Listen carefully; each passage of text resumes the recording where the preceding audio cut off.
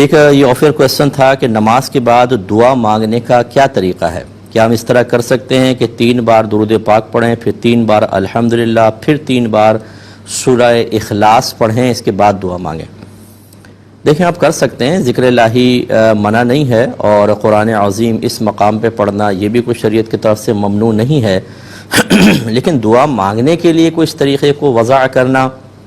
اور یہ سمجھنا کہ شاید یہ صحیح طریقہ ہے، ایسا کوئی طریقہ منقول نہیں ہے۔ ہمارے نبی کریم صلی اللہ علیہ وسلم براہ راست دعا فرماتے تھے، آپ براہ راست دعا کر سکتے ہیں، اور علماء نے اسے فرمایا کہ اول آخر درود پاک پڑھیں تو دعا کی مقبولیت کے امکانات بہت زیادہ ہوتے ہیں، تو اول آخر درود پاک بھی پڑھ سکتے ہیں، لیکن یہ تمام صورتوں کا پڑھنا اور اس ترتیب کے ساتھ پڑھنا یہ کوئی لازمی یا ضروری نہیں ہے، نہ اس طرح کوئی منقول ہے۔ بلکہ ہماری تو گزارش یہ ہے کہ کوشش کریں کہ نئی نئی چیزیں ایجاد نہ کریں۔ کبھی کبھار آپ نے ایسا کر لیا، کوئی دوسرا عمل کر لیا، تیسرا کر لیا، کوئی بات نہیں، لیکن جب آپ ایک چیز کو پابندی سے اختیار کر کے بلکہ اپنے بچوں کو بھی اس کی تعلیم دینا شروع کر دیں اپنی سوچ اور فکر کے نتائج کے اعتبار سے،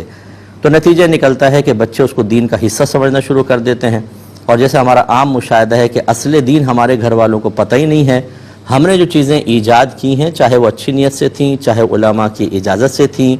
ان کا اس قدر اہتمام ہوتا ہے کہ اگر ان میں سے کوئی مستحب ترک کر دیا جائے تو لوگ شور مچا دیتے ہیں۔ نماز قضا ہوں تو شور مچاتے ہوئے آپ نہیں دیکھیں گے، ایسے مستحبات کو ترک کرنے پر آپ دیکھیں چیخیں نکل جاتی ہیں۔ یہ روش بھی ٹھیک نہیں ہے۔ جو اللہ تعالیٰ نے فرض قرار دیا اس کو سب سے پہلے اہمیت دیں، پھر واجب ہے، پھر سنت موقدہ،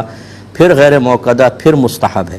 اور جسٹ اپوزٹ سب سے زیادہ حرام کا خیال رکھیں کہ اس کا ارتکاب نہ ہو، پھر مکروہ تحریمی ہے، اصاعت ہے، مکروہ تنزیہ ہے اور خلاف اولیٰ ہے۔